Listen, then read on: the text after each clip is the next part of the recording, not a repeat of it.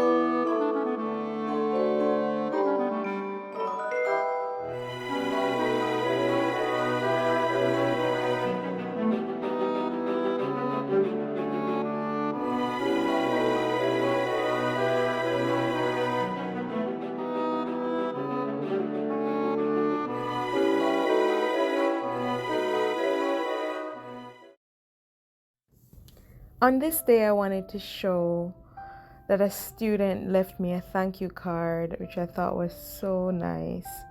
And the little note that I have talks about the tradition of giving Christmas greetings, and it was just a perfect thing to go along with this page.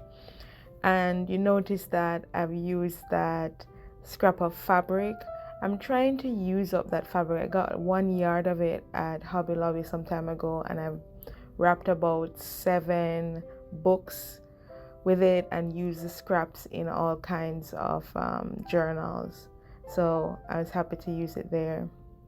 Something else you will notice is that this tape runner is just not good. I got it from Hobby Lobby and it turned out not to be the most durable, and I really hate it. I'm gonna try and get a different brand. If you guys know of better brands for tape runners, or that's not super expensive but really good, just let me know, because I really would appreciate that.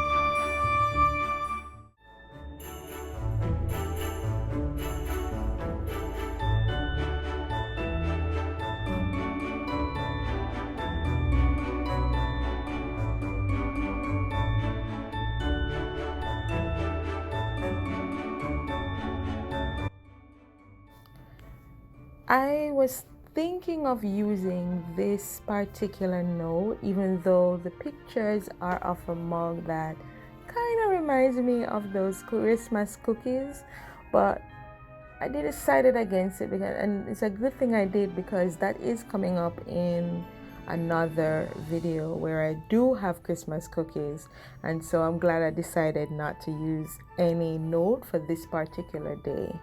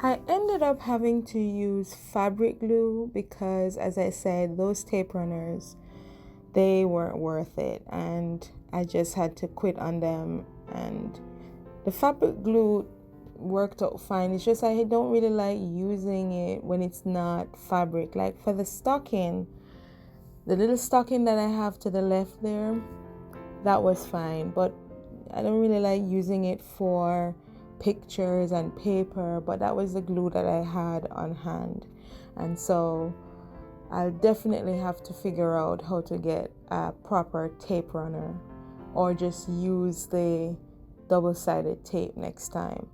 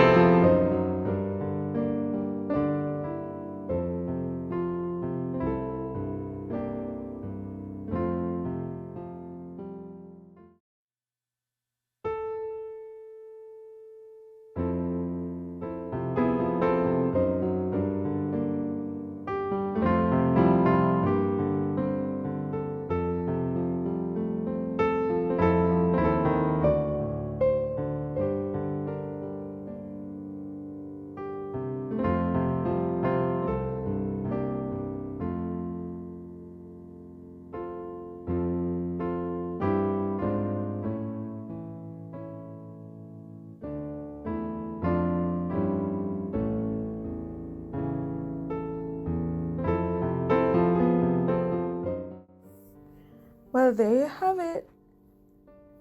If you notice that some of the pages are a little glossy, so if it has pictures on either side, just so that they don't get flush against each other, I put some plastic over it, and just to preserve that.